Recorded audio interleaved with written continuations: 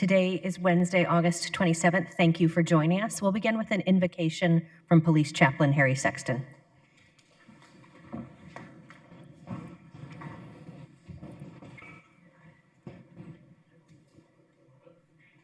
Madam Mayor, honorable council members, ladies and gentlemen, my prayer today is in view of the promise from Philippians chapter 4, verses 6 and 7 that says, "Do not be anxious about anything, but in every situation by prayer and petition, with thanksgiving, present your requests to God." Let us pray. Oh God, we thank you for your servants here in the city of Phoenix, and we ask for your continued blessing and protection in all that they do. We beseech you, Lord, that you grant this council wisdom as they seek to serve others. We thank you that even though we have our own idea of how our life should look, often setting out according to our plans, your ultimate purpose prevails. God, we ask that you prompt us when we set out to make plans, that we make them according to your will and not our own. We ask that you remind us to come alongside you as we surrender every detail to fulfill your greater purpose. Please align our hearts with yours, our ideas with yours, and our will with yours, for your ways are higher than ours, and your plans are greater than ours, and nothing is impossible with you. Lord, lead us every step of the way. We thank you for your bounty and your grace and your mercy. Amen. Thank you, Chaplain. Please join me in the Pledge of Allegiance. I pledge allegiance To the flag of the United States of America and to the republic for which it stands, one nation, under God, indivisible, with liberty and justice for all.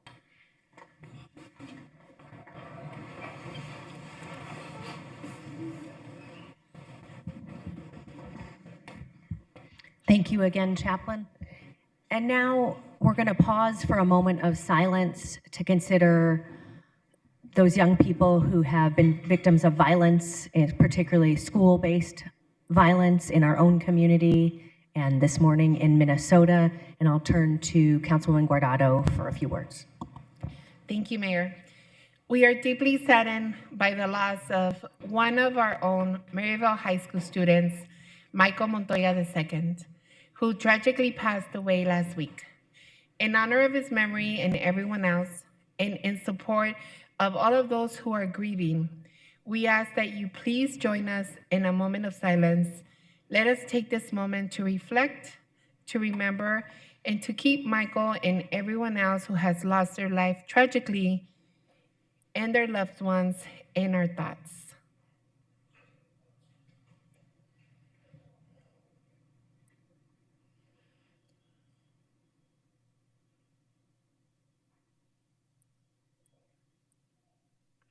Thank you, Mayor.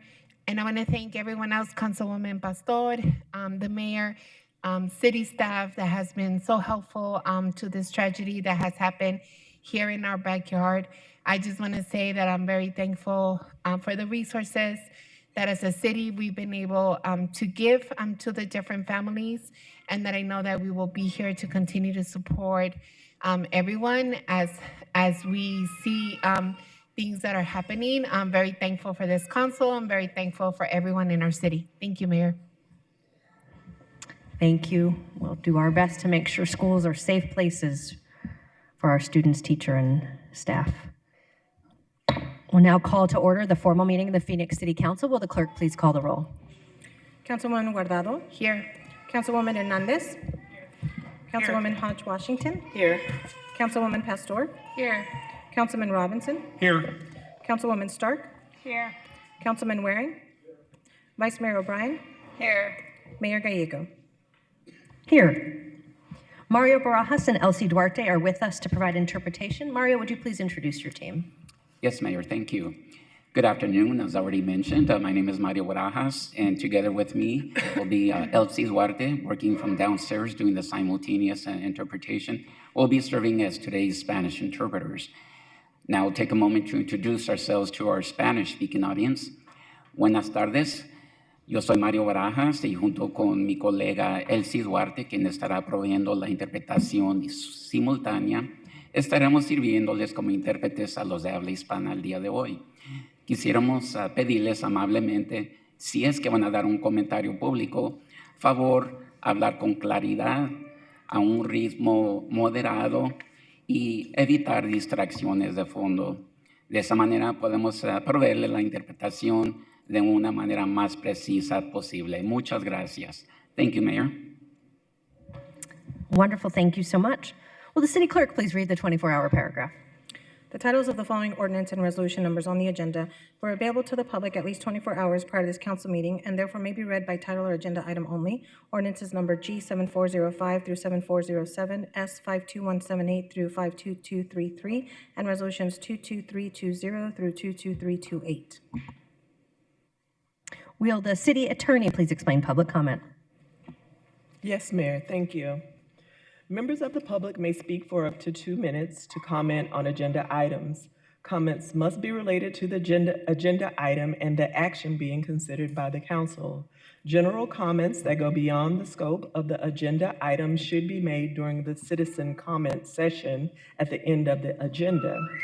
The City Council and staff cannot discuss or comment on matters related to pending investigations, claims, or litigation. Additionally, any member of the public who appears before the council in their capacity as a lobbyist must, as required by Phoenix City Code, disclose this fact before addressing the council. The city code states that speakers must express their comments respectfully and courteously.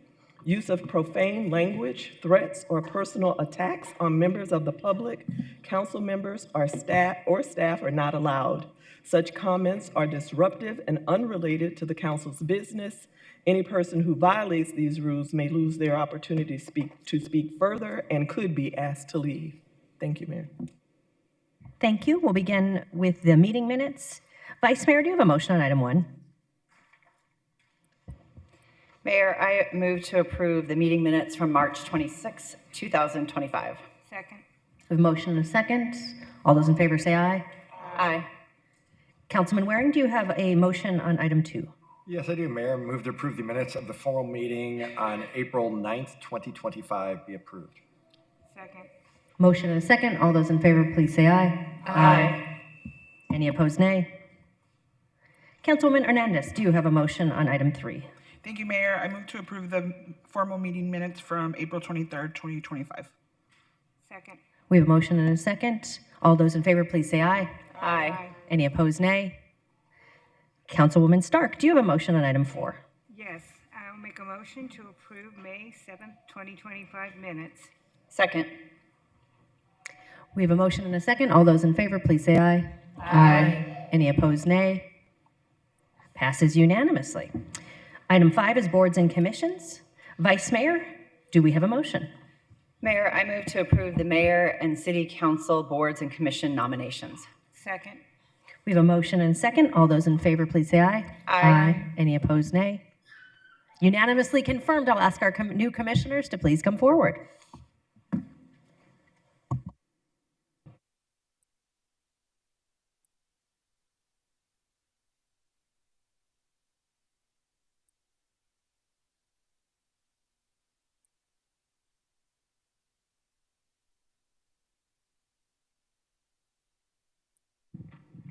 Please raise your right hand.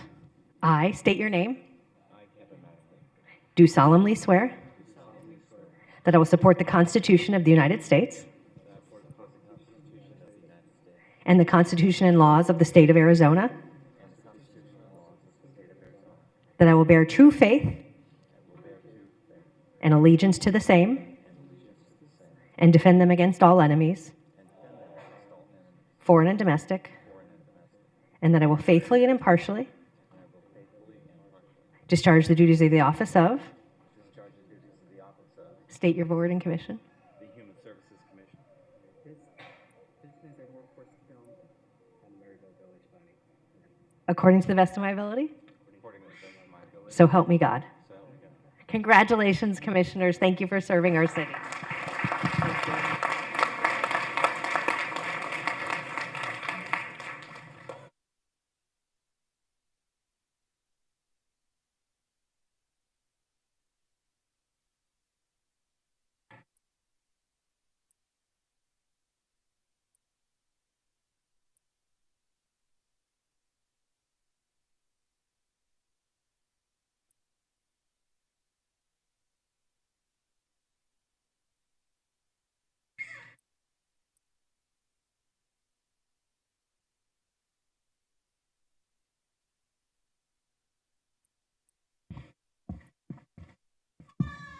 Congratulations to our new commissioners, and thank you again for your leadership and service to the city of Phoenix.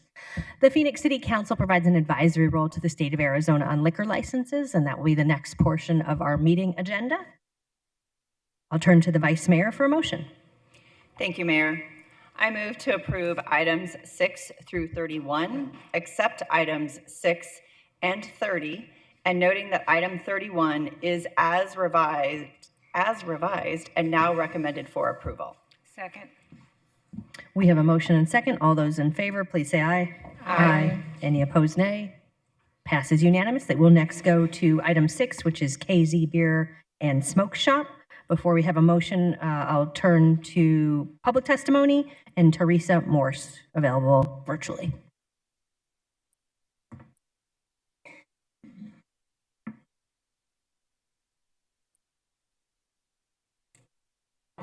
Application. And if you could start over, we Can you hear me? audio. So if you could start at the beginning, that would be great. Thank you. Okay, I am Teresa Morse, and I live in Mesa, Arizona. I am the agent on KZ Beer and Smoke Shop in Phoenix. I've been doing this for quite some time. If you have any questions for me, I'm not sure what the opposition was. I was not aware of any. Okay. We do not have, I do not see any questions. Okay. KZ Smoke Shop, or Beer and Smoke Shop, excuse me, moved from the Western Suites 3 and 4 to 1 and 2. And, but he did not have a liquor license at the other suites. So he applied for the suite for 1 and 2 and passed the inspection by Phoenix police officer. I can't recall his name right at the moment. At any rate, he and his staff will be attending both basic and management liquor law training. I personally have been a police officer for 26 years, and I teach liquor law, so I will ensure that he does, in fact, comply with all of those laws, as well as work with the community on any other problems that are in the area. Thank you so much. All right, that is all the speakers for this item. It is in District 1, so I'll turn to the Vice Mayor.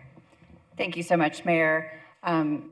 I received a petition from community members that was signed by 300 people asking us to not approve this location. And because we are a recommending board to the state, and the state makes the final decision, I move to make a no recommendation on item 6. Second. Any comments? Roll call. Guardado, Yes. Hernandez, Yes. Hodge Washington, Yes. Pastor, Yes. Robinson, Yes. Stark, Yes. Waring, O'Brien, Yes. Gallego. Yes. Passes 9-0. Next, we go to item 30, which is the Ash Lounge in District 4. This is in District 4. Councilman, we have Police Department available to testify, the applicant and community members. Begin with Police Department? Police Department. All right, we will call up Commander Brewer is with us here today, and Sergeant Craig Mays. Commander.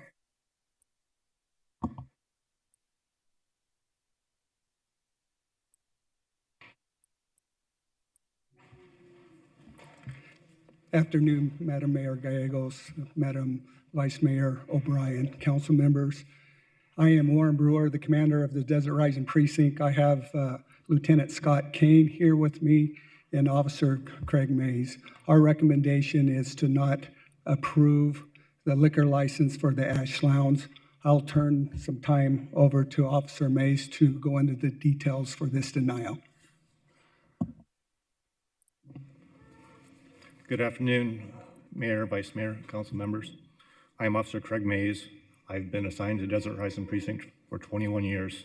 Today, I'm here to share with you our recommendation for denial for the application of the acquisition of control for the license of the Ash Lounge located at 4516 North 19th Avenue. The recommendation is based on our investigation that has led us to believe the applicant is not capable, qualified, and reliable as required by Arizona Revised Statute, Title 4-202. Mr. Rivera purchased Ash Lounge in January of 2024, but identified himself as the manager as far back as December of 2021 during a police investigation. Based on the application and questionnaire as filled out by the applicant and confirmed during our investigation, the Ash Lounge is operating as an adult-oriented business with scantily clad semi-nude female performers dancing on the stage with poles to entertain patrons. The following 5 factors led us to believe that Mr. Rivera does not meet the statutory requirements to hold this license. Number 1, community opposition. We've received numerous community complaints and concerns during this time frame regarding drug use, prostitution, illegal vending, and fights on the property. There has been 9 calls for service to the police department regarding these fights. On January 24, 2024, there was a fight, including a shots fired. Luckily, no one suffered a gunshot wound. On August 18, 2024, there was a fight involving some female patrons in the parking lot, one of which suffered a fractured orbital. This was not reported by management to the police department. A third occasion, on March 11th of 2025, there was an aggravated assault kidnapping in which a male came into the establishment, dragged a female performer off the stage by her hair, and violently assaulted her, punching her in the face until customers intervened and dragged the offender outside. This, again, was not reported by management to police department. The third reason, or the third fact we're opposing, is there's been Department of Liquor and License Control investigations at the property. On March 15, 2025, they were cited for overservice of a patron. On May 7th, 2025, there was another investigation by the Department of Liquor, and there's pending charges.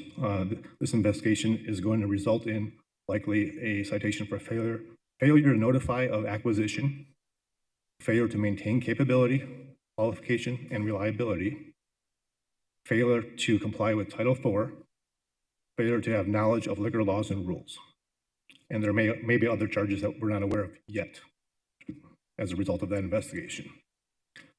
The fourth fact is the establishment is operating adult live entertainment without a valid use permit. They did receive a notice regarding this from planning on June 6th of this year. This location has not had a valid use permit for adult use since December 20th of 2016. Based on our interaction with Department of Liquor and License Control investigators throughout our investigation, it is our belief that the Department of Liquor and License Control will also be recommending denial based on the violations they have observed. These 5 facts that I've spoken to you about demonstrate the applicant's inability to maintain minimum requirements of being capable, qualified, and reliable by failing to maintain a safe environment for staff, patrons, and the community. Since taking ownership, they have disregarded liquor laws and willfully operated an adult-oriented business without a valid use permit to do so. For these reasons, I've stated the Desert Horizon Precinct is recommending a denial of this permit for this acquisition of control for this applicant. Thank you, Mayor, Vice Mayor, and City Council. Wonderful. Thank you, Officer Mays. We'll next go to the applicant, Hector Rivera. And Hector will be followed by Ann Ender.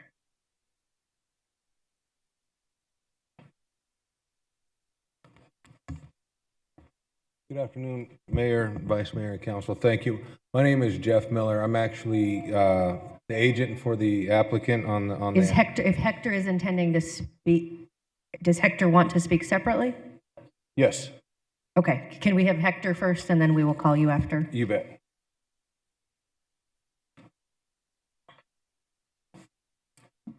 Good afternoon. My name is Hector Rivera. I'm one of the partners of Ash Entertainment. I've been in the business for like about 20 years. I'm pretty sure I'm qualified to run a business. I know we've had a couple of mistakes in the past, and there's something that we can correct and everything like that. But if you have any other questions for me, you can go ahead and ask them. Questions? Why were you operating without a license? We were operating with a license. Right now, we're running it as a bikini bar. It's not an adult entertainment. Entertainers are completely covered up at all times. So did you have a liquor license? Yeah, we do have a liquor license. Yeah, there's a liquor license. Officer, could you please explain to me? He's saying and I wrote this down, an invalid use permit. Yes, he does not have a use permit for adult use, which Got this it. type of dancing is defined as adult use. Would a bikini lounge qualify as an adult use? Yes, that would be an adult use. Okay, so I'm going to put it back onto the record.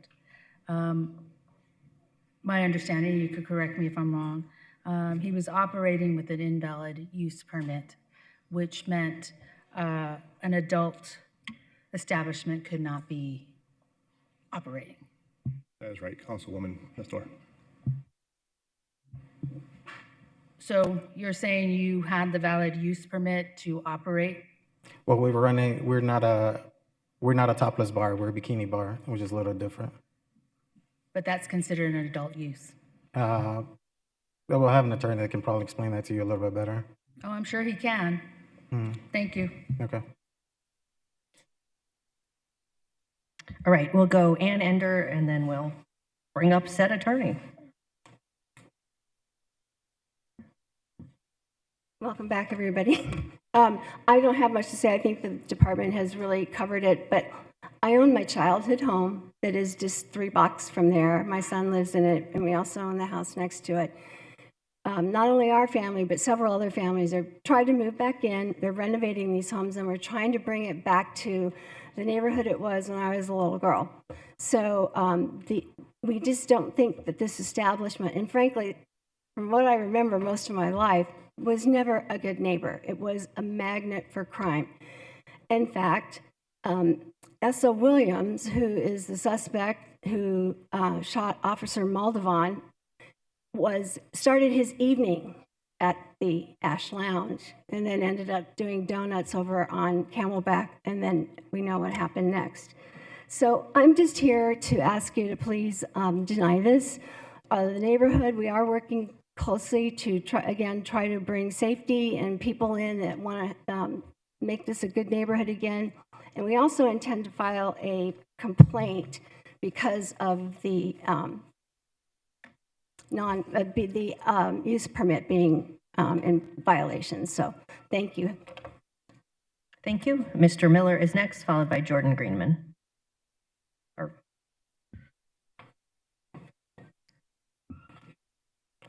Good afternoon, and thank you. Like I said, my name is Jeff Miller.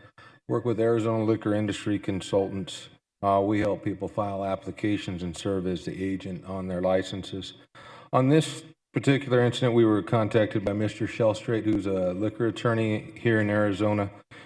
He had a client that had attempted to file an application at a location that has had a Series 6 license for years, and it's just an acquisition of control or new controlling people coming in. So since they had had some problems with filing some paperwork, some misunderstandings, they were requested to withdraw the application by the PD, so they came to us. We are the ones who put together the current application form for the state license. We ensure that the owners attend basic training, which is 3 hours, management training, and then they were also willing to put their entire staff through an in-house security program that we teach. So their entire staff's been trained in the basic liquor laws. The management team's been trained in management, and the security staff is now up to date on the current requirements and standards of conduct for people operating in security positions. They have hired an attorney that deals with land use slash use permits who's looked into this situation. Hearing some of the reports today about people starting, and unfortunately an officer was fatally wounded, but it wasn't somebody that was at the bar. It was somebody who showed up in the parking lot, attempted to get in. They were refused service, and they pulled out in the street, were spinning Brodies or donuts, whatever you want to call it, in the parking lot. And it was actually the staff that called the police to curb that activity. So it does seem that some of the way that they're being painted isn't as accurate. And fortunately, we have some people here that can explain that even better. Mr. Miller, I have a question for you. May the council, well, do you have anything to say about the police report mentioning that Leonard Sutter kidnapped and assaulted an Ash Lounge performer and transported to her home where he was locked in a bedroom for 3 to 4 days? May we consider that in our decision? That it would have to, I don't know anything about that case because we're doing the admin stuff. Okay. Somebody here will Did you know read more. the report? I did not read that specific report, no. Oh, interesting. Okay. Well, let's hope Mr. Greenman or Jordan Greenman is next. Good afternoon, Honorable Mayor, Vice Mayor, City Council. My name is Jordan Greenman with Greenman Law Firm, 1621 West Willetta Street. I, unfortunately, Mayor, cannot speak to the issues with the police. Honorable Mayor, I was brought in to determine the use permit side and the land use side of the nature. It is our belief the city has improperly decided in 2016 that the use permit was abandoned. We are currently working with Planning and Development to appeal that decision. Honorable Mayor, we had a meeting yesterday with the Fire Department, the Planning Department, to talk about a potential commercial tenant improvement to get the site up to potential specs. When it comes to the policing side, Honorable Mayor, my side is just a land use and zoning side. I can turn it back to the owners that could tell you more about that. All right. Did you have anything you wanted to say on the land use side? No, Honorable All Mayor. right. Thank you so much. All right. Peter is next. My name's Pete Shellstrade. I represent 4516 LLC. I'm the liquor license attorney. I was brought on post the first acquisition and control that was filed. They realized that they had a city council hearing set for March 26th, but 5 days beforehand, they changed the recommendation for approval to the city council to recommend denial, and they listed some items, one of which was the use permit. So they were seeking more time, and so what ended up happening is Hector Rivera then, instead of requesting a continuance, he requested a withdrawal of the acquisition and control, just so there would be time to work this stuff out. And that's why we hired Jordan Greenman to work out the use permit and the adult entertainment versus bikini bar and what that difference is. And so he's working with the city on that. But SOCIA, this is not, their location is not an issue here. The license is at that location. The only issue is whether or not Hector Rivera and or SOCIA is capable, qualified, and reliable, because they came on as owners to the LLC. And the reason they came on as owners of the LLC is the prior person that had the license reneged on a deal with them for them to be members of the LLC, and they had to sue that person to become members. And so that's how there was a delay of a period of time where they were working there, but they weren't disclosed as owners because actually on paper they weren't. And it's kind of a complicated story, but that's it. If you have any more further questions for me, but I'd like you to listen to SOCIA, because I think in response to the police department, we did request those police reports. You asked if we reviewed them. I requested those from the city on June 8th, and we still have not gotten those reports. The police did not talk to any of the employees or SOCIA, but she can answer those questions for you. Councilwoman, we don't have any additional speakers registered. Councilwoman? Yeah, did you, my understanding is that there was an invalid use permit. Are you saying there wasn't? You're the lawyer, right? Well, no, the Jordan Greenman is the attorney who's handling the permitting process. Okay, so you're handling but you're a land attorney, right? Councilwoman Pastor, I'm a land use and zoning attorney. Right. That is correct. So then, do you have any information on the invalid use permit?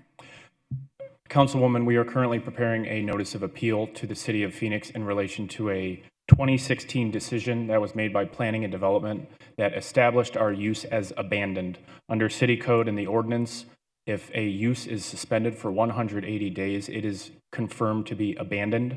In our opinion, and based on the paperwork that I've just been researching over the last 2 weeks or so, we believe that was made in error. And it was 2016. Did I hear that correctly? That is correct. That it was abandoned. So it's about 9 years now? Yes, Councilwoman. Okay, thank you. Okay, so for our staff, do we have any other speakers on this item?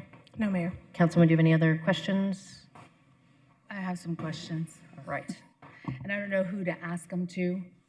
And sorry, I just got back and now I'm read it, but now I'm digging.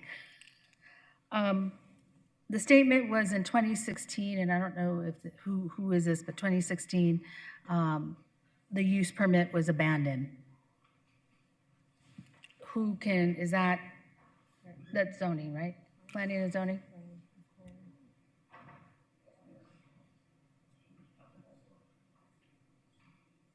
Just squeeze in there.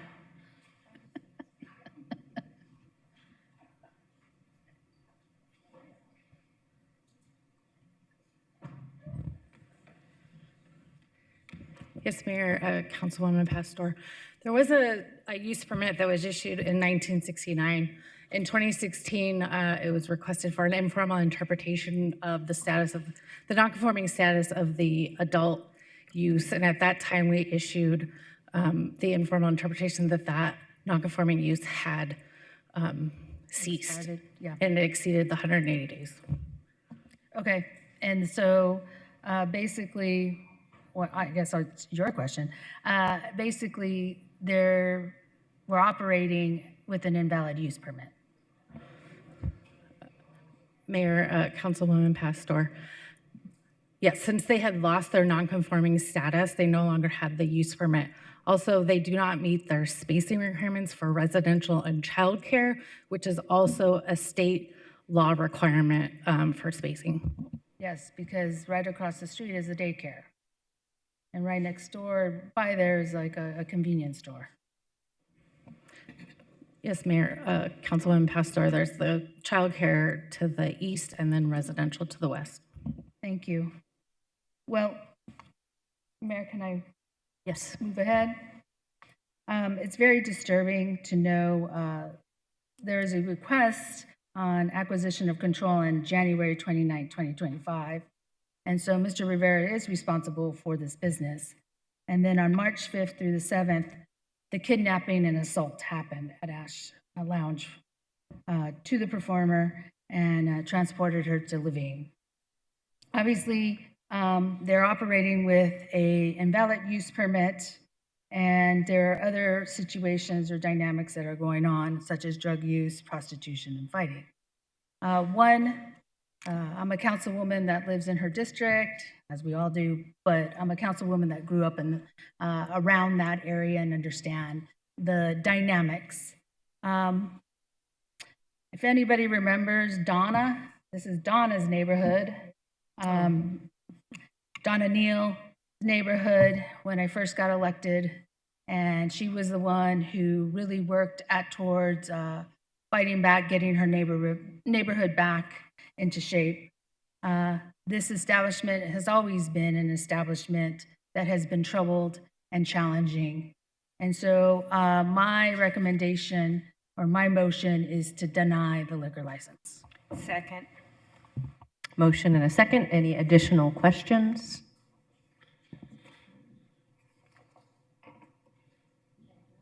Okay. And maybe checking with our staff. We're good on speakers?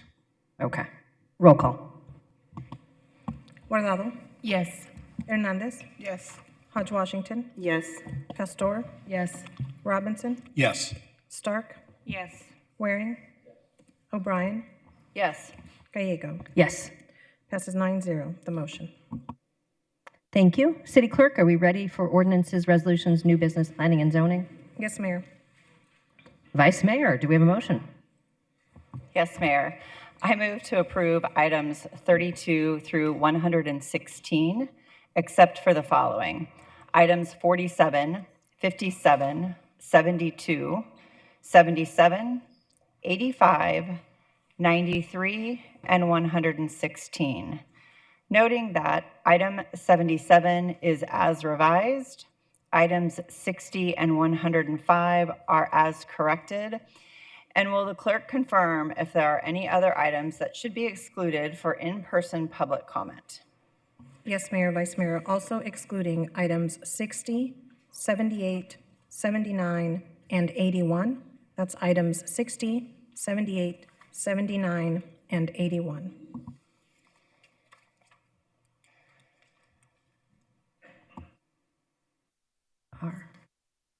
We have a motion. Do we have a second? Second. We have a motion and a second. Any corrections? Roll call. Guardado. Yes. Hernandez. Yes. Hodge Washington. Yes. Pastor. Yes. Robinson. Yes. Stark. Yes. Waring. O'Brien. Yes. Gallego. Yes. Passes 9-0. We next go to item 847, a proposed annexation, the Schroeder annexation. Go ahead and open the public hearing. We do not have anyone to testify, so I will close the public hearing. This is a multi-step process, and today we will not vote on this item. We'll next go to some good news. Item 57. Vice Mayor, do you have a motion? Yes, Mayor. I move to approve item 57. Second. We have a motion and a second. I'll turn to the Vice Mayor for comments. Thank you so much, Mayor. Our acquisition of the Choya Library property demonstrates a strategic investment in our community's future. In 1974, the city built and began operating this vital resource while leasing the land beneath it. The Choya Library has been a cornerstone of this community for half of a century, providing educational resources and gathering spaces for families across Phoenix.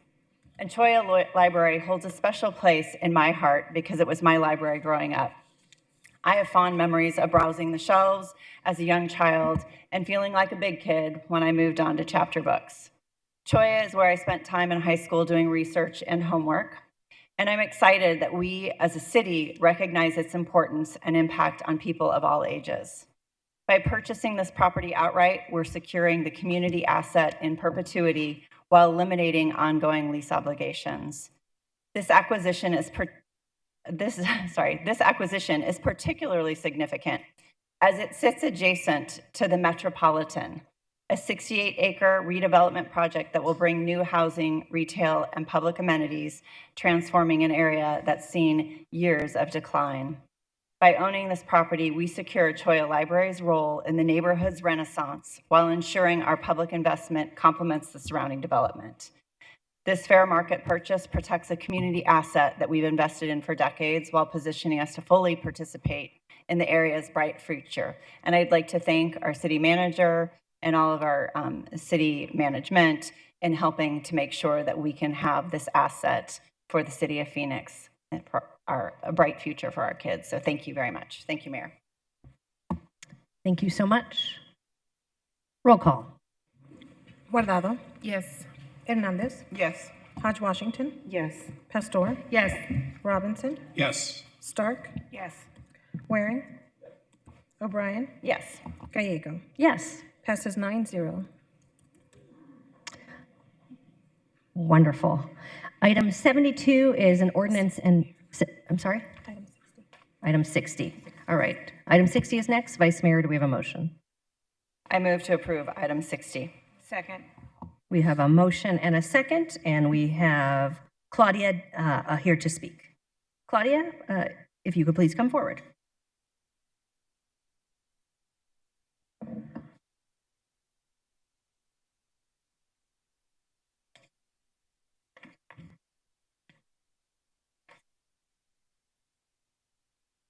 Did we lose Claudia? Claudia? All right. Let's see. We have a motion and a second. Roll call. Guardado, Yes. Hernandez, Yes. Hodge Washington, Yes. Pastor, Yes. Robinson, Yes. Stark, Yes. Waring, O'Brien, Yes. Gallego. Yes. Passes 9-0. Wonderful. I think I was very excited for item 72, which is the ordinance and development agreement with Vestar of Levine. And I'll ask Christine Mackey, our economic development director, to come forward as someone who was first elected to represent Levine first elected in 2013. This is one that is very exciting for me. The community has been asking for sit-down restaurants, a family entertainment and theater center, and the city worked really closely. When Christine was first hired as our economic development director, we went out to this site, and it's exciting to see this one move forward. We did a development agreement in Levine that didn't go quite as intended and is maybe going for a use we didn't really want to, which is a data center. On this one, this is a retail, and it is not going to be a data center. Is that right? Mayor, members of the council, you are absolutely correct. This is going through zoning with us a planned unit development for a retail center, and our development agreement that we have with them does call for it to be a retail center. And I would commit to you as we move forward with this amendment, we will actually add that language into the amendment that data centers is a prohibited use.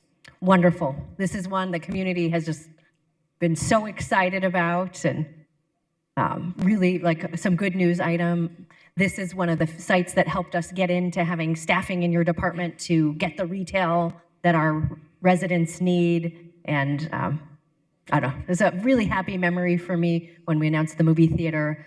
My kiddo got to come out and have his picture with the Harkins movie monkey, and really like a happy one. And I know this is exciting good news for all of us who represent Levine. Does anyone else want to say anything before we move forward? Councilwoman Hernandez.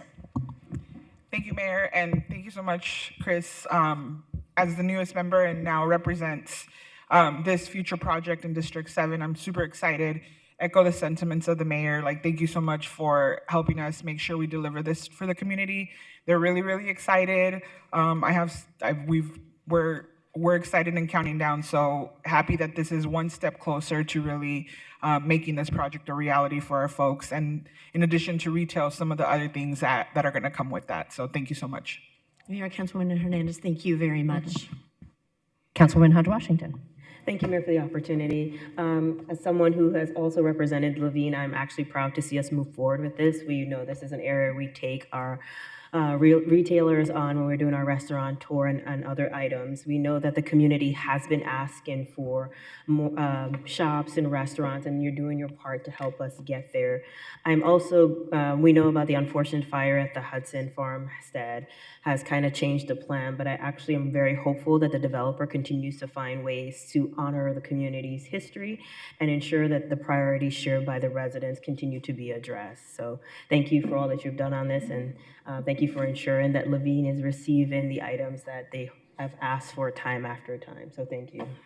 And Mayor, Councilman Hodge Washington, I've seen the zoning. I was at the Village as the zoning had its first hearing, and the first time I've ever seen the LRDC get up and thank them for the appearance of the building. So it is, I think you'll be very pleased with what's coming forward. And I know the community's excited. These are one of the deals where, you know, we are the 5th largest city in the country, but this one we feel like a small town where it's just neighbors talking about what their vision is for their neighborhood. Levine's a very special area, and we want to always think about the history and honor that as we do development. So thanks for working on that. Do we have a motion? I move to approve item 72. Second. We have a motion and a second. Roll call. Guardado, Yes. Hernandez, Absolutely, yes.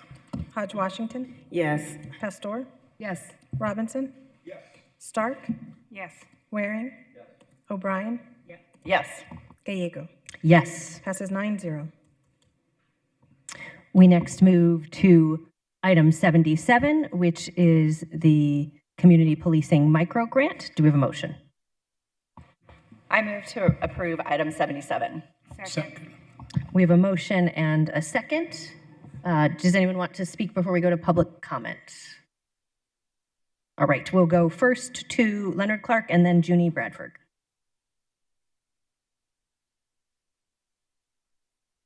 Thank you, Mayor and Council members. I strongly support this.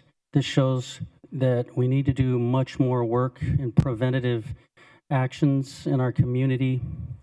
The police don't need to be the enemy. You know, we build this wall and everything gets reinforced. And I think this shows that instead of bringing in the military in our streets and armed soldiers, maybe it's just better to listen to the community and work together. And these tragedies keep happening. We need to be aware of what's going on. They need to not look at the police as the enemy. There needs to be something done about this whole situation. And anyways, I strongly support it and I hope you'll vote for it. Thank you. Thank you. Junie is next.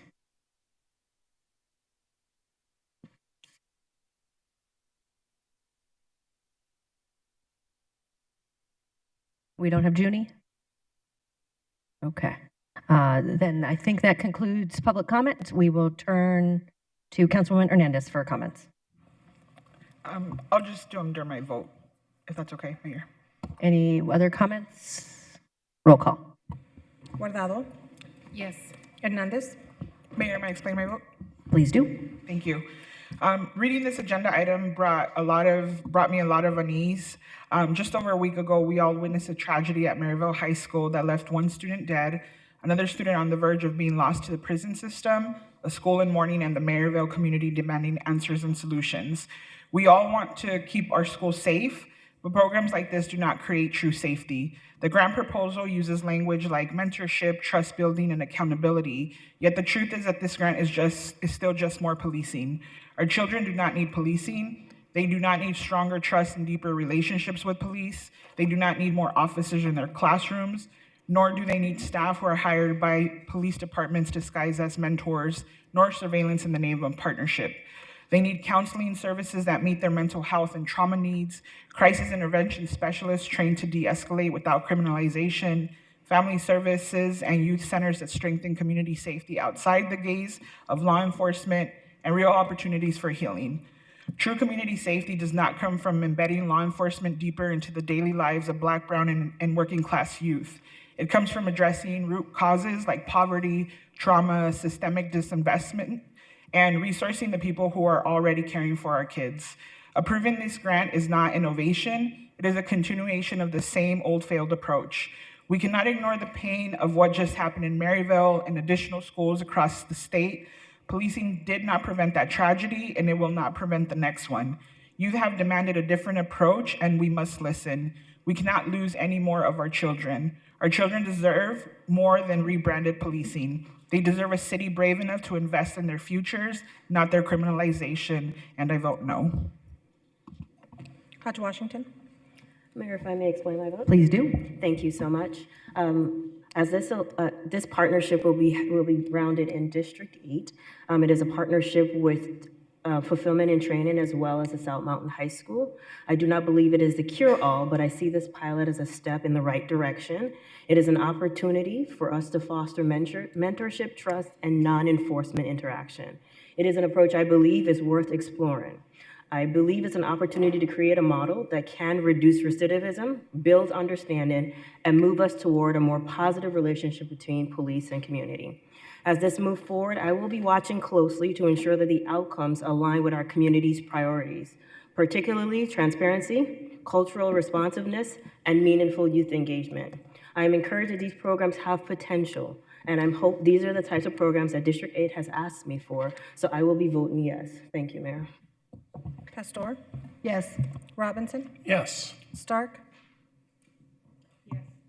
Waring. O'Brien. Yes. Gallego. Yes. Passes 8-1.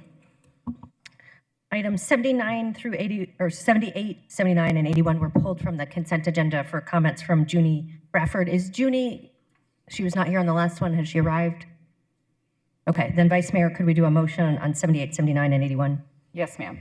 I move to approve items 78, 79, and 81. Second. We have a motion and a second. Any comments? Roll call. Guardado, Yes. Hernandez, Yes. Hodge Washington, Yes. Pastor, Yes. Robinson, Stark, Waring, O'Brien, Yes. Gallego. Yes. Passes 9-0. Item 85 is a grant related to human trafficking. Vice Mayor. Mayor, I move to approve item 85. Second. We have a motion and a second. Claudia had signed up to speak on this one. Has Claudia returned? All right. Councilwoman Pastor. Yes, thank you. I had several questions and I didn't exactly understand the answer. So my question is, how will we keep track of how this money is spent?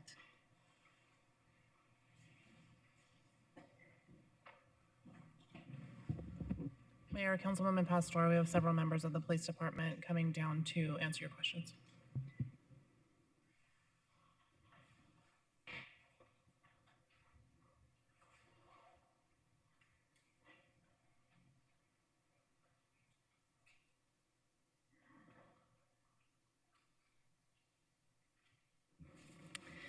Mayor, members of council, Councilwoman Pastor, to answer your question, this is a state of Arizona funded grant.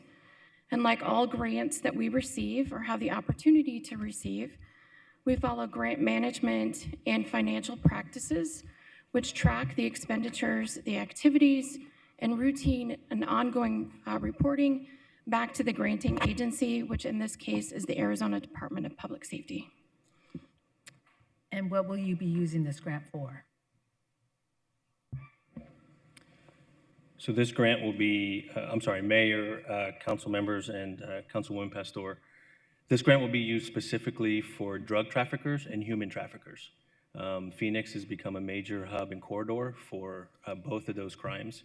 And so we're going to be using this money specifically to target those criminals so that we can take them off the street and help the victims of human trafficking. So it's only going to be used for that specific reason? Specifically, yes. Okay, because somewhere in the grant, what I want to do is I want to reassure the community that this grant isn't going to be used for immigration enforcement. So my statement to this is, what are the protocols or guardrails that you are using to make sure this money is not going to be used for immigration enforcement? Mayor, Council, Councilwoman Pastor, this grant is written solely for us, the Phoenix Police Department, and is not in conjunction or in partnership with any other agencies. So not only is it written specifically for drug trafficking and human trafficking, but we have no allegiance to call anybody. And most importantly, our immigration policy is our guideline so that we do not work with immigration on any criminal cases whatsoever. And what data will be captured and analyzed? Give me 1 second, Councilwoman.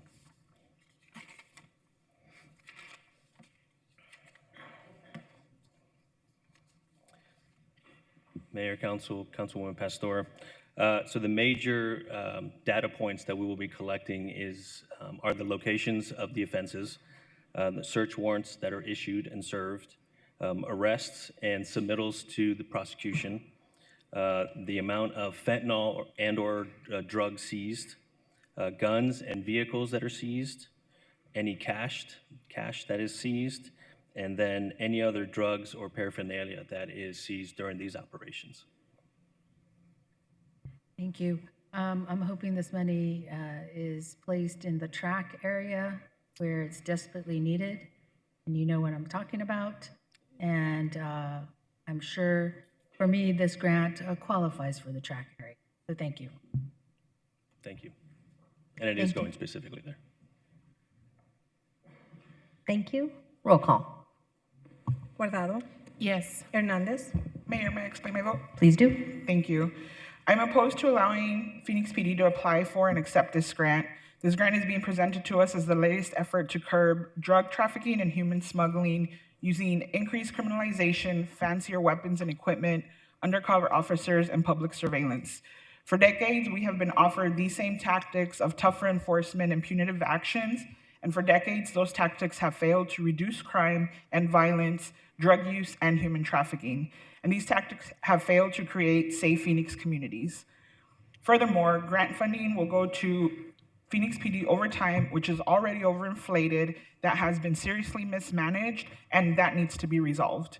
As a city, our approach to build true community safety should be to address the root cause of these issues and why they're happening. The historically excluded communities on 19th Avenue and 27th Avenue deserve true justice and care. This includes treating substance use and addiction as a health issue, investing into prevention measures like evidence-based education and treatment, addressing the negative impacts that these tactics have on social determinants of health like housing and employment, and expanding harm reduction measures. Continuing to put money into failed criminalization tactics will only get us more failed results. Until we invest in building our communities and invest in root cause solutions, we will only continue to delay real safety for Phoenix residents. Lastly, I continue to have the concerns, and I'm going to continue to raise my concerns that our police department's involvement with ICE. We have continuously been told that we are not actively working in immigration enforcement, yet I am now hearing from constituents that are saying differently. This is a border support grant designed to increase local police capacity and participation in immigration enforcement. I have yet to hear language that is in this grant that will prevent these funds from being used by the Department for Immigration Enforcement activity. With that, I vote no. Hodge Washington, Yes. Pastor, Yes. Robinson, Yes. Stark, Yes. Waring, O'Brien, Yes. Gallego. Yes. Passes 8-1. Item 93 is related to landscape maintenance. Do we have a motion? I move to approve item 893. Second. We have a motion and a second. I'll turn to Councilwoman Hodge Washington for comments. Thank you so much, Mayor. Can I ask Street Transportation to come to the dais, please? I'm sorry, to the table.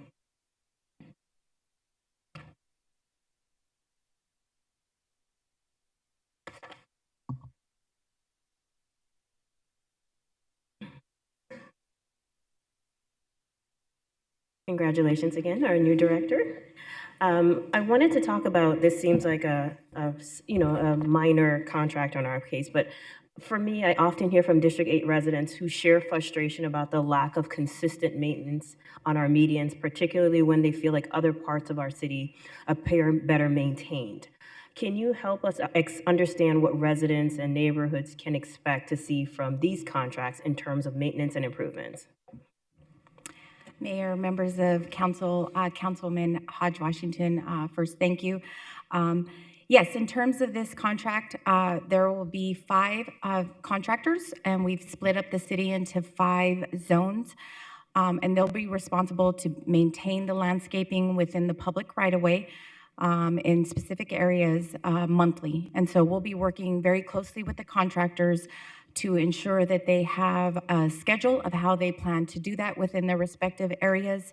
They will be providing us daily reports so that our inspectors know where they're going to be working and can monitor the work that's happening, as well as weekly reports of all of the work that was completed so we can validate that before payment. And are you going to, so my key initiative, one of my concerns is ensuring that we have consistent maintenance throughout the city. Particularly, I feel like portions of my district don't always get that. How are we going to ensure, is it going to be purely complaint driven, or will the department take a more independent initiative to ensure that they're getting consistent treatment? Yes, that's a great question. Absolutely, we intend to make sure, initially by setting expectations, but working with my team to make sure that we are being very proactive and not necessarily relying on residents to call in, and we're out there enforcing the work that should be being completed monthly by the contractors. Thank you. And in addition to the routine, hopefully some routine spot checks are also on the horizon, as well as ensuring that when a resident does report it on 311 or through another mechanism with the city, that we are responding in a timely manner. It does help our communities, our neighborhood feel more prideful in their neighborhood when they feel like they're getting the same level of attention. So thank you for ensuring that we are going towards that route. So thank you. Thank you. Councilwoman Pastor. Yes, is this dollar amount or this amount specifically for the ADOT areas? Or is it in addition to? So, Mayor, members of council, Councilwoman Pastor, this is for the full amount for all of the areas, including maintenance within the freeway areas. Okay. So this is covering all the city of Phoenix? That's correct. Okay. I agree with Councilman Hodge Washington in consistency and making sure there's consistency across the city. One of the things that I have with really landscape maintenance in transportation or in streets, where I really thought it should have stayed in parks, but it was a way of saving money and moving it over to streets, and I'm not really sure the logic. But one of the items, and they're no longer here, but one of the items that we worked really hard on was designing, and with all the departments, was designing a way how the landscaping was going to happen, not only consistently, but also being able to maintain the trees that we have instead of cutting them to the point where they're no longer provide shade, or brushes that are no longer there, or there's a stub. I am asking what happened to that project process, because it was supposed to be with all the different departments bidding for landscaping and being able to build a consistent and a grid and guidelines as to how we were going to check on the landscaping maintenance companies. So Mayor, members of council, Councilwoman Pastor, you bring up a good point. So these contracts, we made sure to put language in there related to sustainable landscape management. And so what you're referring to is how these are pruned and making sure they're not over pruning them so they no longer provide shade and they look more natural. And so we do have language in there, and we intend to move forward with all of these contractors as it relates to these contracts and trees in public right of way. Okay, and then I don't know if you were part of it, Brianna, but maybe I'm asking the city manager in the group. I'm asking what happened to that process when all departments were supposed to be part of this process, that had all maintenance, landscape maintenance dollars.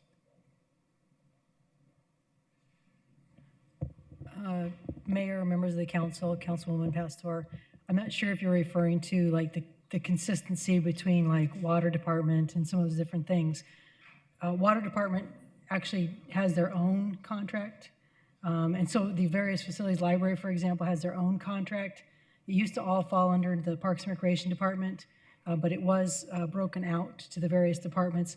And the contracts might have multiple departments managing those facilities, but when it was broken up from the Parks and Recreation Department, those pieces were taken as well. Street landscaping is all now within the Streets Department.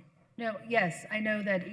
That's my point, that each department has their own process, and there was a committee formed around this so that the consistency would happen across all of the city with the water department, streets, parks. Everybody was all on the same page, and everybody was all on the same page that if the RFP language would talk about holding contractors accountable when they were basically killing our trees or shrubs or whatever we want to call it, but our maintenance. I guess I'm asking what happened to all that work? So Mayor, members of the council, and Councilwoman Pastor, I believe the standards are all pretty basic and standard in the contracts. It's just that they were broken up into smaller pieces so they'd be more manageable. And I think that's what happened. So water manages their particular contract, but the standards and the scope are very similar. The scope and the sustainability that Brianna talked about, and the various expectations about the pruning, those are all standard in those contracts. We did work on that, and that was something that was put in together. So That's what I'm you asking. mean. Okay, thank you. I want to make sure that it went into play. Thank you. I worked hard on that. Thank you, Councilwoman, for your hard work on that. And just a little background for folks who are interested in this issue. Part of the reason we've divided into smaller contracts is to allow smaller businesses to access this. It's a real priority for us at the city to do business with our small local businesses in the community. And when we have mega contracts for our very large city, which is more than 500 square miles, that is very hard for a small business to break into. So we had a consulting partnership where an outside team of experts helped advise us and said that if we had smaller contracts, we might be able to do more business with small local businesses. And the hope is also if it's a smaller service territory, a company might do better at maintaining it at high standards or clear ownership of who's there. And I like the idea of small business. You can call the CEO if we're unhappy, but there is real intention behind having multiple contracts, including the fact that our small businesses said, we just can't do your entire city or half of your city. So trying to design our procurements so that as many entities can compete as possible. Councilman Waring. Thank you, Mayor. So just for frame of reference, because I've been around the longest up here, when I started, I think we were doing 3 cleanings a year of each mile of the 5,000 miles of streets. But it had been 4, and during the Great Recession, our predecessors had cut that back to 3 because of cost. And then I think it went back up to 4 at some time, maybe a decade ago or so when things got better. So we recognized the streets weren't looking as good as they used to. It's a lot of streets to clean when you talk about 5,000 miles, but you also have to have the available workforce. This isn't something you can do by Zoom or coming in 3 days a week. You got to have people available. And I know your predecessors, Brianna, have told me there was a time, and maybe it still is that a fact now, that there were more vacancies in the sections that clean streets than there were people to actually clean them. I don't know if that's still the case. We tried to bump up the pay and all the things that you can do, but it is a tough job. Nobody probably calls you about cleaning up streets and asking you to move staffers around to try to get specific areas done. But I also recognize if a crew is cleaning in Ahwatukee and I'm asking you to move them up because we've had complaints on Greenway or something, that's a production in and of itself and lost person hours of cleaning. So I try not to do that too much. Sometimes it does get out of hand and I will call you, but I do recognize your challenge is getting people hired. To the medians, which is a common complaint in District 2, people ask exactly what Keisha was talking about. Why do medians in some places look better than some in others? Isn't it true that when master developments came in further north in the city, they said, we really want, fancy medians, and we were like, we can't maintain that.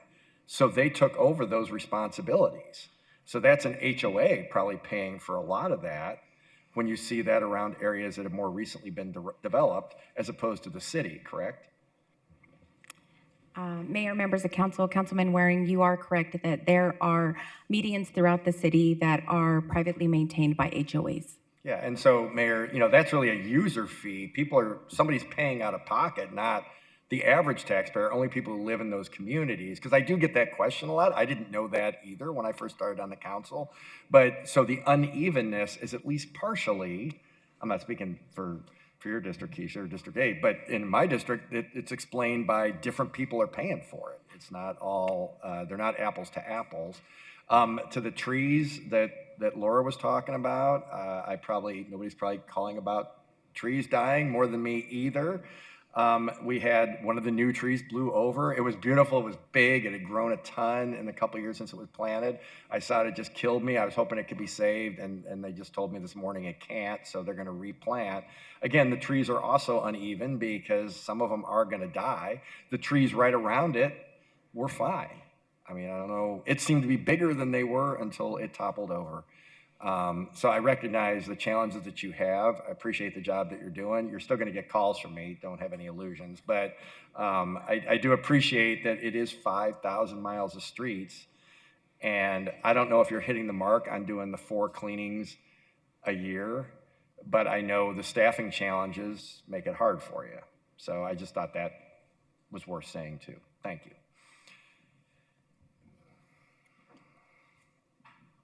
All right, thank you. Roll call. Guardado, Yes. Hernandez, Yes. Hodge Washington, Yes. Pastor, Yes. Robinson, Yes. Stark, Yes. Waring, Yes. O'Brien, Yes. Gallego. Yes. Passes 9-0. All right. Item 116 is a citizen petition related to late-night public transit bus service. I will turn to the Vice Mayor for a motion. Thank you, Mayor. I move to accept the staff's recommendation. Second. And I'll turn to our Transportation Chairwoman who has some background. Thank you. So the petitioner, Ishmael, is one of my constituents, and he did text me right before our meeting today and said he wouldn't be here. He is a teacher, and he, lucky him, is in parent-teacher conferences today. But he did say, I probably should have done more research. I failed to do that, and I recognize why you'll probably deny the petition. So I would just ask that public transit, as soon as we can, let's set up a meeting with Ishmael. He is a true believer. He rides the bus, he rides like rail. He really believes in what you guys do. So I think we owe it to him to have a meeting. So thank you. Thanks so much for staying in touch with him. Councilman Hernandez. Thank you, Mayor. I just had a couple questions for staff on the bus routes and the petition. Sometimes it's tough for community members to hear no when they bring something to the council. I've been on that side of the dais a lot, so I know how that feels. But I also think it's important to share with our community members and our residents that while this might not be an option, are there other options to expand connectivity, availability through public transit, or all different forms of public transit. So just have a couple questions. According to the report, to the reports, the city has returned 97% of the bus routes that we had pre-pandemic. Is that correct? Mayor, Councilwoman Hernandez, that is correct. We're at 97%, but not the exact same kind of service we had before. We're 97% based on what the data is now telling us is the most advantageous for our riders. Okay, thank you. And are the routes that were mentioned in the citizens petition the biggest that haven't been returned, or can you speak to that a little bit? Certainly. So the routes that he identified tend to be some of our heavier routes, but none of the routes have been returned to late night service. We have returned early morning service because that did show that there was a need for that, but none of those routes have late night service. But all of those routes are showing that they're in the hours just prior, they have less usage than they did pre-pandemic. Awesome, thank you so much. And can you share a little bit about what we're doing to encourage more ridership? So hopefully in the future we can get all bus routes back in service? Certainly. Well, what we recently did a new fare collection program, and that makes it easier for people to get fare, to get on, to make people who may not otherwise see themselves as transit users use it because it's easier to use. It's easier to pay for. So that's one way. But then we regularly do. We have our service planners who regularly review the data and look at trends and look at ridership numbers. And then when we see those needs where we see something is causing a greater need for transit, then we will go out to the public. Twice a year, we do some kind of service changes. Some of them are just small and minor. But then we'll make those changes. If it's a big change, we'll go out to the public, and then we'll bring that back to the council to vote on. Thank you. Okay, so I just want to make sure that the public is aware that your team and city staff looks at this at least twice a year, looks at the ridership numbers to see if there's opportunities to modify service, and then brings it to the council to see if we can make those changes. Absolutely. And we do really appreciate the input from Ms. Morales and others. They can contact us. They can contact Valley Metro.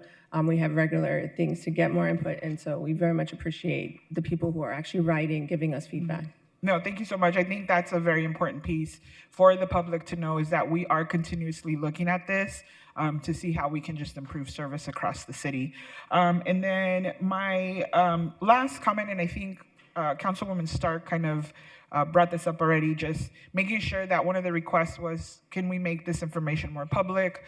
So I think it would go a long way to have a meeting with Mr. Morales and just kind of make sure he is aware and the information is transparent to him and other community members, just so that they know what is going on with this. Absolutely. Awesome. Thank you so much. Councilwoman Hodge Washington. Thank you so much, Mayor. I just had a few clarifying questions that I found helpful when I was doing the briefing with you, and I think might be helpful to share that information with the public. It's my understanding that although we have an 11 p.m. board-in time, that does not mean that all of our routes cease to collect passengers after 11 p.m. Could you speak a little bit about that? Certainly. Mayor, Councilwoman Washington, you are correct. So when the information says that it ends at 11 o'clock, that's for reporting, that's for comparison to other cities. But what that really means is that at some point during the 11 o'clock hour, all of the buses that are on the street will start their last route, which means that we have some really long routes. So that means that we are still picking up and dropping off passengers well past that time. We're still at 12:30, 12, depending on the route. One even as late as 1 a.m., we're still picking up and dropping off passengers. And that means that if a passenger is on the bus stop at 11:38, the bus will not just swoosh by them. They will still stop and allow the passenger to board that bus at that time. Is that correct? That's correct. It's a normal route. That last route, they stopped at all of their stops. They drop off people just like a normal route. Absolutely. Thank you. And I looked at, for me, as you know, it was one of the areas I wanted to confirm that the routes that he identified as the key routes, all but 3 of them have service beyond or continue to have presence, I'll just use that word, on our roadways after 11 p.m. and continue to pick passengers up as late as, if I remember correctly, some of them go as late as 12:45, according to my notes. Is that about accurate? Yes, that is accurate. He actually identified the one. We do have one he identified that goes past 1 a.m. Okay, my apologies. I just go off of that. But I think it might be helpful also, one of the things that was cited in the response to, in the council report, it talks a little bit about the MAG, our MAG is doing, and Valley Metro is doing a comprehensive operational analysis. Can you tell us a little bit about what that would entail? Certainly. So that's something that is done in the transit industry. It's not done a lot because it's very comprehensive. And for instance, this one will take 18 months to 2 years to do.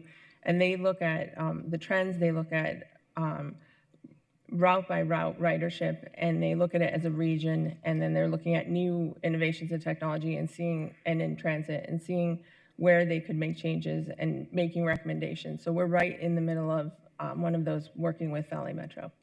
Thank you for that. And I would ask that as we converse with Valley Metro, that we ask them to consider to not set their time limits 5 years ago, at a minimum look at 10 years, because 5 years ago was when the pandemic started, and that's when we started the shift that we are currently seeing. I just want to make sure that when we are looking at later night ridership, that we are actually looking at, we're not limited the data pool to that which artificially created as a result of the pandemic. Thank you, Mayor. Those are my questions. Councilwoman Pastor. Hi. We had talked about how we go out to the public. I just want for my colleagues that tomorrow at the Valley Metro meeting, we will be speaking about community engagement and what community engagement really looks like to us. And so if you have any ideas or if you want to make any comments or give me some information, please do so. As the chair of Light Rail right now, and then the treasurer of Valley Metro Board, I welcome all your comments and advice and information to be able to give back to the Valley Metro, and in particular, the community engagement piece. So, thank you. Roll call. Guardado.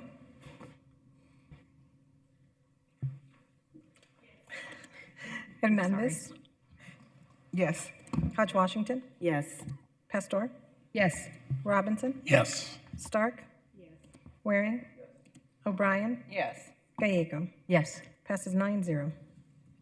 We next move to the final part of our agenda, which is citizen public comment, and I'll ask our legal team to introduce this item.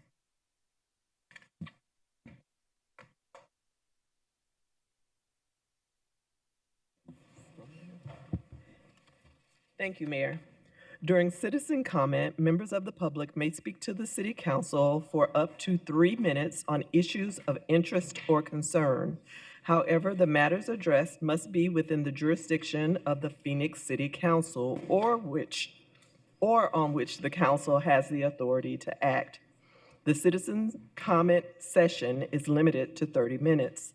The Arizona Open Meeting Law allows the City Council to listen to comments but prohibits council members from discussing or acting on the issues presented. However, council members may respond to criticism. Thank you so much. We'll begin with Diane Post, followed by Abdul. Good afternoon, Mayor and Council. Thank you very much. My name is Diane Post. I'm an attorney and I am on the library board, but I am not speaking for the library board. But this issue came to my attention at the board. That's how that got involved. We were given a revised draft of the free speech zone policy for what I thought was the library. Turns out it's the whole city of Phoenix. I objected to that because the version that was given to us was unconstitutional. And a representative from the city attorney's office was on the phone at the time, so she was there during this discussion. I drafted a legal memo as to why the current draft was unconstitutional and also submitted a revised version of it that would be constitutional. The issues that I found under there were the way that they were dealing with commercial activities, including vendors and artists, the way they dealt with the interest to be protected, which was the safety of staff and access of the customers. And the most serious and the most unconstitutional part of it was that the discretion was left entirely to the Phoenix Police. That is absolutely unconstitutional under the cases that have risen around the country. Unbridled discretion cannot be allowed because what results is arbitrary and discriminatory application of that particular policy. So that really does need to be changed.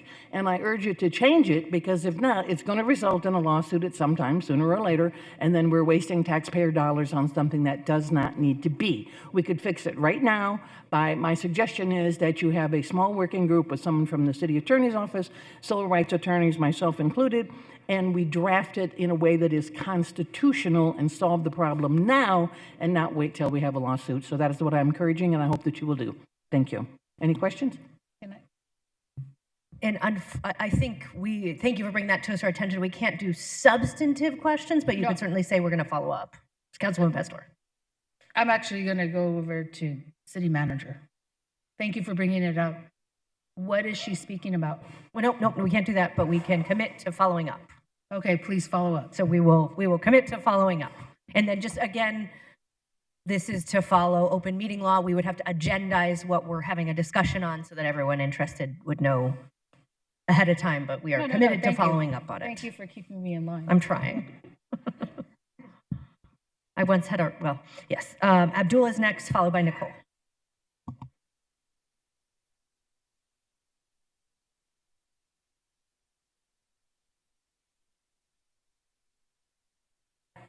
Oh, Abdul Muhammad.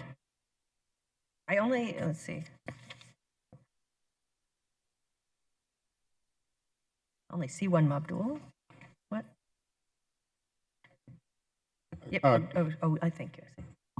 Greetings. My name is Minister Abdul Halim Muhammad. I'm the minister from Muhammad Mosque number 32, and I wanted to lend my voice, a moral voice.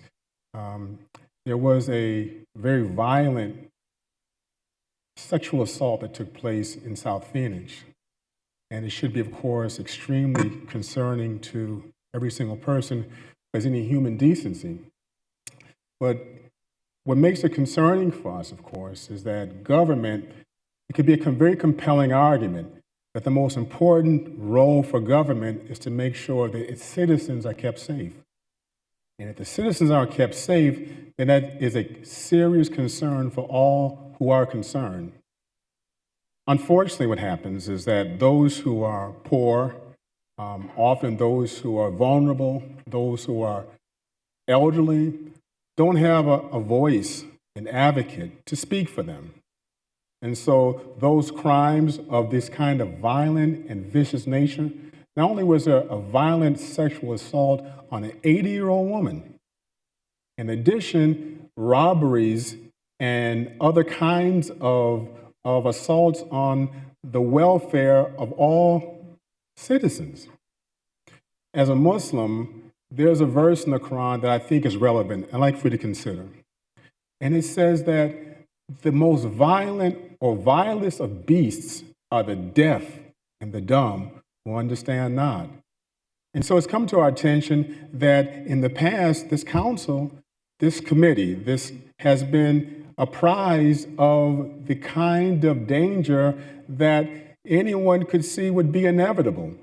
But it appears as if that cries went unheeded, that it went on deaf voices, that because those who were making these claims were not necessarily politically connected or didn't have wealth or didn't have any kind of voice for them, then consequently their cries went unheeded. Unfortunately, our city and its welfare is really at odds. And unfortunately, those who are the most vulnerable are prey for those who have no moral consideration. And so there's some things that you can do that are relatively easy, that are relatively minor, but would make a world of difference for those who are vulnerable. You can do things that put pressure, moral pressure. You have a political pressure, but you also should have a moral imperative to make sure that those who are vulnerable are kept safe, because most importantly, that is your responsibility. That is your responsibility for city leadership. Thank you.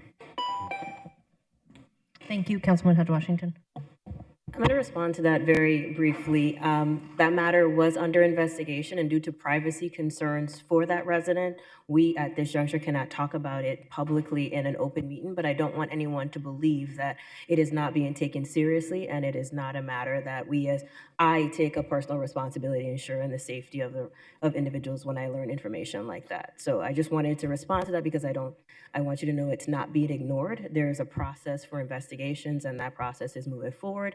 And we have to honor the privacy of the victim also in ensuring we're not sharing information that otherwise should be confidential. Thank you, though, for coming down and sharing those concerns. Thank you. Nicole is next, followed by Jerry.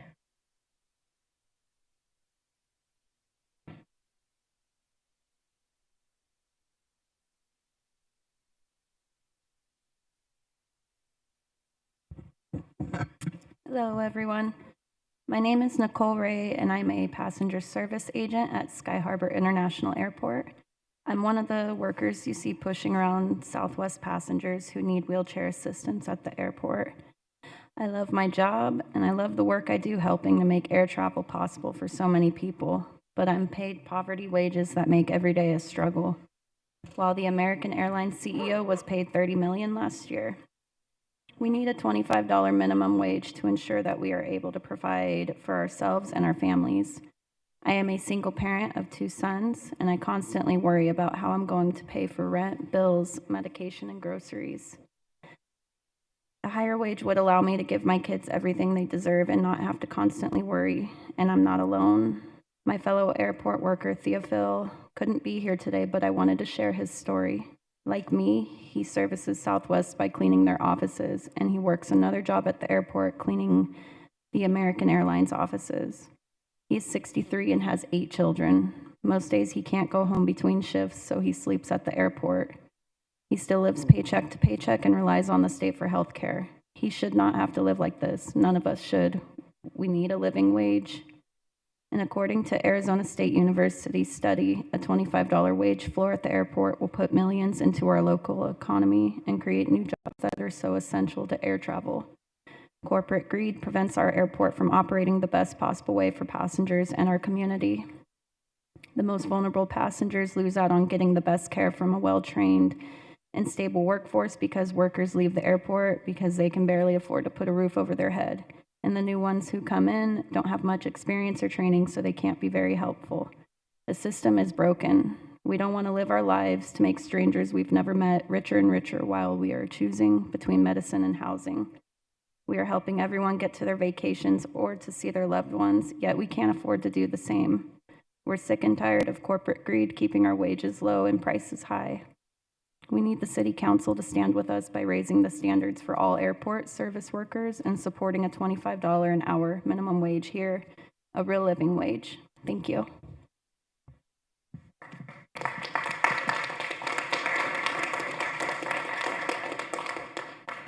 Thank you. Jerry is next, and then we will go to Virginia. Good afternoon, Jerry Van Gass. A week ago tomorrow, our coalition concerned with our parks and preserve system filed a formal complaint at the Attorney General's office seeking an investigation of ongoing construction of 2 footbridges, illegal footbridges, in the Phoenix Preserve. You can't build in the Phoenix Preserve unless you have approval from the City Council. That approval was never sought or given. Our attorneys at the Center for Law and Public Interest and 2 outside attorneys we've retained have gone through all kinds of records we've requested and other information we've gathered. We have found not one shred of evidence that this project is legal. Consequently, we're going to demand that that bridge be dismantled. The Lori Piesto Nature Trail that they demolished, first thing they did, April 1st, demolished a nature trail with no notice to the family or to anybody, be restored, and we want that 3PI money that they've been illegally using to build this structure, we want it returned to the fund. Thank you. Thank you. We'll go to Virginia Edgerton, followed by Patricia Whitehead. Good afternoon. My concern is I live on the 3rd floor in one of the senior buildings in this city. And we have been asking for signs to go in the window because if there's a fire, we cannot use the elevator. We cannot get down the stairs because there are several people who are in wheelchairs, and I myself is on a walker, and we cannot go downstairs if the elevator is not working. So we have asked for signs to go in the window so the fire department will know where and how to find us to get us out of the building. We've been asking for that for the last 15 to 16 years, and it still has not happened. All right, thank you. We will try to follow up on that one. And now, Patricia. Yes. Followed by Michael Robbins. Good afternoon. I'm Patricia Whitehead. I also live on the 3rd floor of the same building, Matthew Henson Seniors. Last week, one of our residents passed away. And please keep in mind that we are on the 3rd floor. He was in there for approximately, he had to have been 4 days before he was found. We kept smelling the smell, but we didn't know where it was coming from. I mopped my floors in a wheelchair. My friend washed all my garbage cans. The smell was atrocious coming through the vent. I'm in 327. He passed away in 319. I became violently ill. I'm freshly home from the hospital. I can't move around too much. And, you know, I was taught to always respect my elders. And these people, I saw them from our office, and I spoke with one lady I know from the office, and she had on a mask at that time. Well, all these people went home and left the garbage. And you know, if you ever smell death, it's on everything in its surrounding. And it made me violently ill. I mean, to where I was regurgitating, I was sick. And I think we need to be cared for a little bit better than that as being a senior in a wheelchair. And there's got to be a way. You don't walk into a mortuary and smell death like that. They take care of that to make sure you don't, because it's a smell you'll never forget. And it hits you hard. Thank you. Thank you, and thank you for making the effort to come down with all that you have on your plate. Michael Robbins. Oh, and we will follow up with McCormick Barron, who runs that property. Thank you for the update. Michael Robbins is next, followed by Leonard Clark.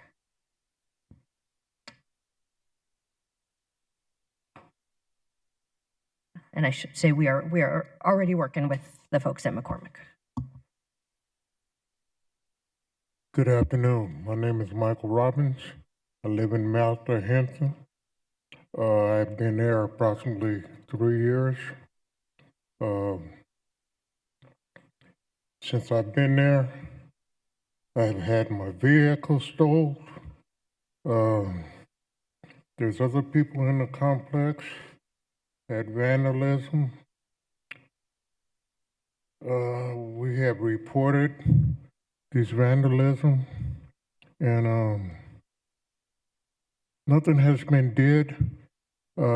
We have asked to see the videos.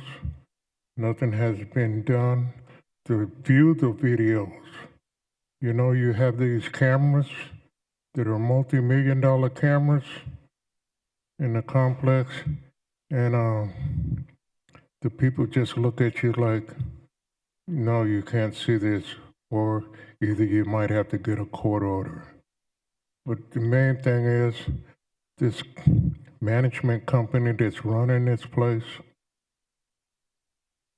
I do believe that they're all about the Benjamins and not about the people. And there's some good people there. As you know, the lady that's up on the staircase. Anyway, I'll leave you with that. There's been a lot of other things going on. Like I said, the rape, drug infested.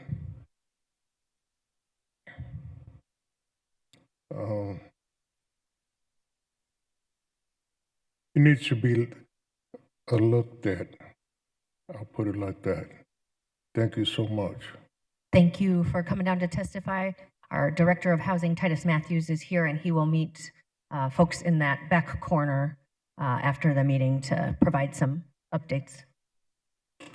And maybe I think if Councilwoman Stark has suggested someone from the fire department as well, because I think we do have a fire safety plan, but need to maybe communicate it. Oh, look at that. I didn't even look ahead of us. And Councilwoman Hodge Washington, who represents the area, her office will be there as well. So, okay. All right. Thank you, Michael. Leonard Clark is next, followed by Helen Skinner.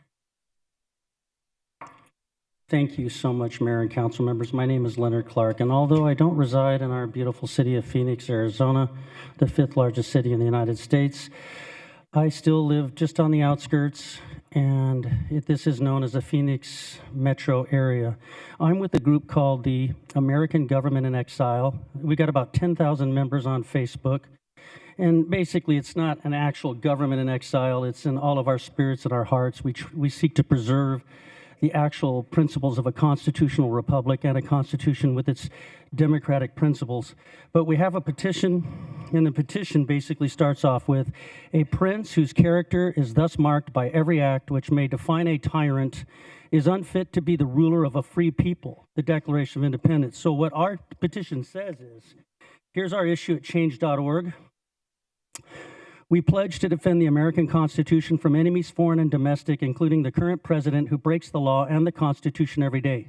We also pledge to strongly and forcefully push for a code of ethics in the United States for the United States Supreme Court, because at this time we do not have a functioning nor credible United States Supreme Court because it has no code of ethics, unlike all other courts. And this has caused the Supreme Court to lose the trust of many of the American people, unless you support you know who, the Epstein suppressing files person in the White House. We have signed and pledged to follow this Constitution Defense Pact with others like mind. And we base our beliefs for this necessary Constitution Defense Pact upon our strong belief in the United States Constitution, the American Creed, I'm written in sorry, 19... your comments need to relate to an actionable item for the city.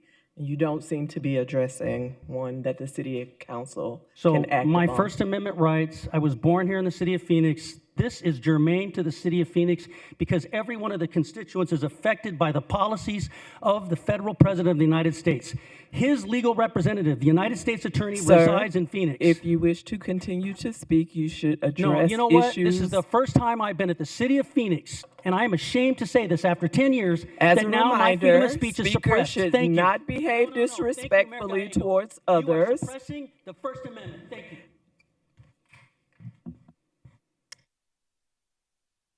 Thank you. Helen Skinner is next, followed by Tim Sierakowski.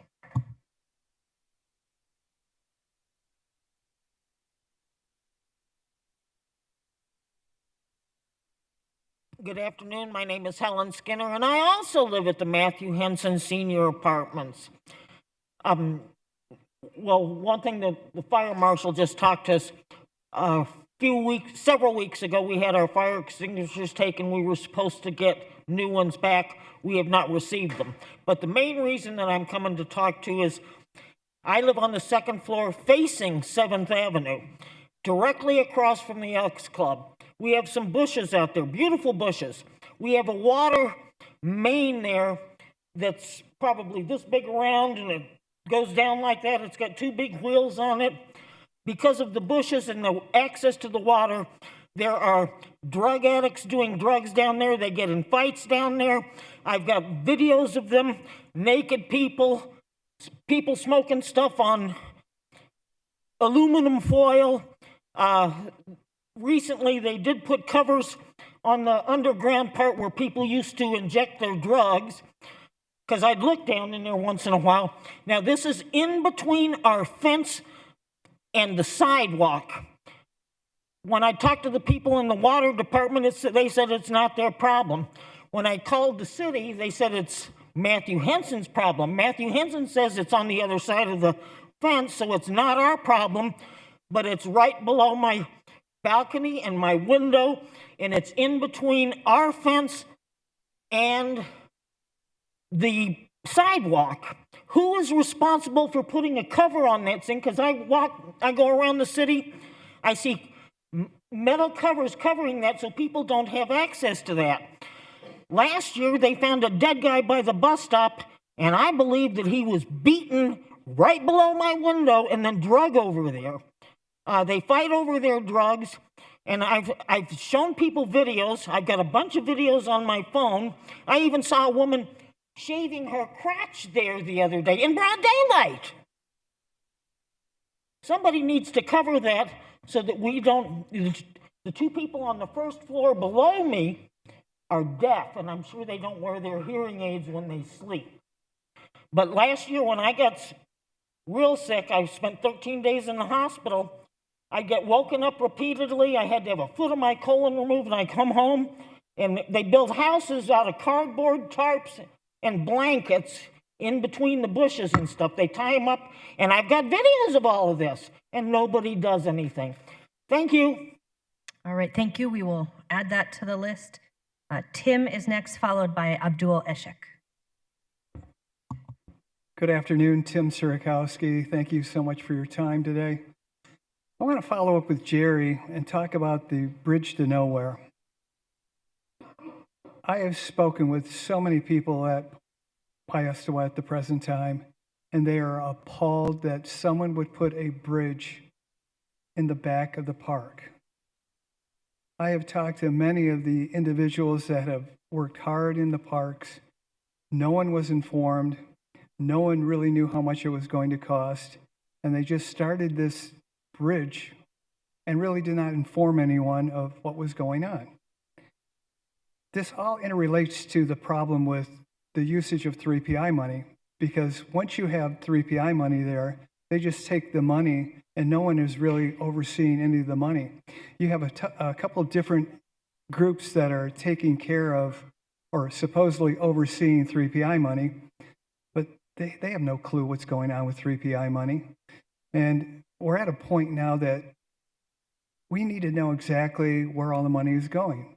They spent approximately, we're not even sure, $60 to $80 million last year of 3PI money. Where'd it go? No one seems to know. No one seems to understand, wow, it's all gone at this point. So we need to start having a better attitude towards something that we voted on. The people have voted on 3PI money to help improve the park system. But what has truly happened with 3PI money is that the 3PI money is being used to do all the renovation of all the parks. General fund is not paying for anything whatsoever on renovation of any of the parks. It's now become a problem. 3PI was supposed to help the park, have it go forward.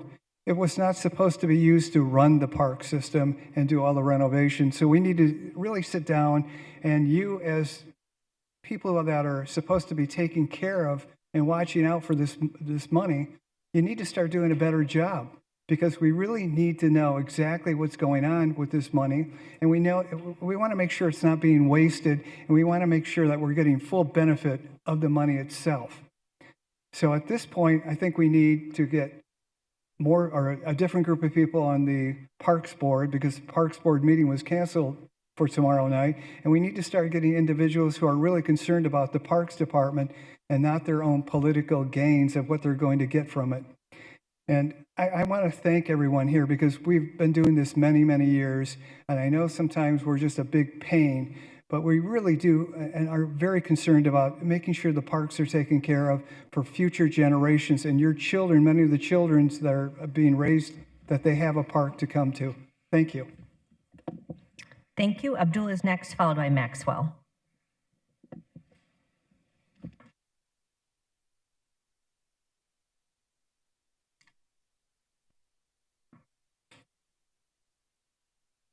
Hello, everyone. My name is Abdul Ishaq.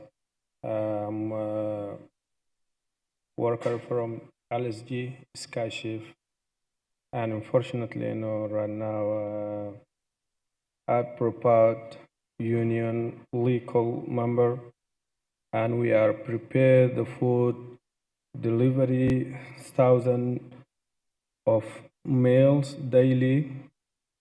That is in the airport. We are that is rules of the timing of safety process. We have bill that is acknowledged through years of experience. Now American Airlines maybe release our money, our company. We with the Sky Cafe, a company with the constitute safety around, and right now I don't have I can lose the job, and I have I don't have nothing to cover in my life, I'm be worried about that. Thank you.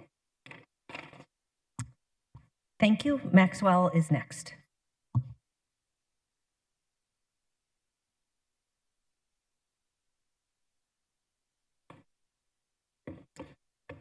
Hello, council members. My name is Maxwell Yulin. I'm an attorney for Unite Here Local 11 and also a member of the city's Contract Worker Heat Advisory Committee.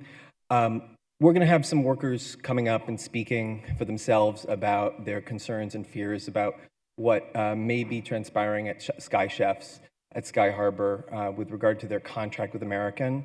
But I only want to note that the policy that our workers are going to be advocating for, worker retention, is essential not just for protecting their jobs, but also for ensuring that whistleblowers are safe, and that the city can actually properly enforce its contracts with companies at the airport. Airport contracts and leases have dozens of provisions meant to ensure safety and efficiency for workers and airport travelers, from the heat ordinance to anti-discrimination requirements and obligations to comply with public health laws, just to name a few. Since these are contractual terms, though, normally the only recourse the city has when dealing with persistent noncompliance is to cancel a contract. That can result in significant worker layoffs. So, if a worker knows that complaining to the city about, for example, public health-related violations from their employer, for example, could result in the loss of their employer's contract and therefore the worker's job, the worker has every incentive not to report. We've heard this very sentiment from Sky Chef's workers over the past month, as some of them have expressed fear that reporting on the heat safety issues that they've experienced with their trucks has put the American Airlines contract at risk, even though we as a union know personally that not to be the case. Similarly, the city also has a strong incentive not to terminate a contract, even for willful violators, for fear of causing these kinds of mass layoffs. A worker retention policy, which has been adopted by cities like Atlanta, SeaTac, San Francisco, and other places, would deal with these problems. It would allow workers to speak up about issues without fear for their employment, and it would allow city officials to act with greater confidence in enforcing and even terminating contracts for serial violators, knowing that workers' jobs would be safe. Thank you for your time. Thank you so much. That concludes today's public comment period. For folks who signed up and who did not get a chance to speak, we will take you first at our next formal meeting agenda public comment period, which luckily is coming up next week. We are adjourned.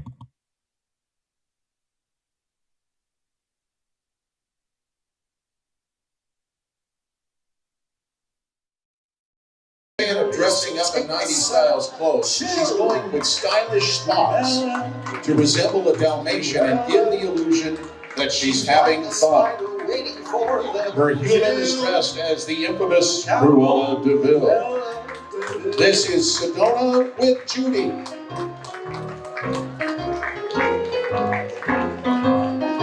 Next up is another one of our airport employees, Crystal. Crystal is sporting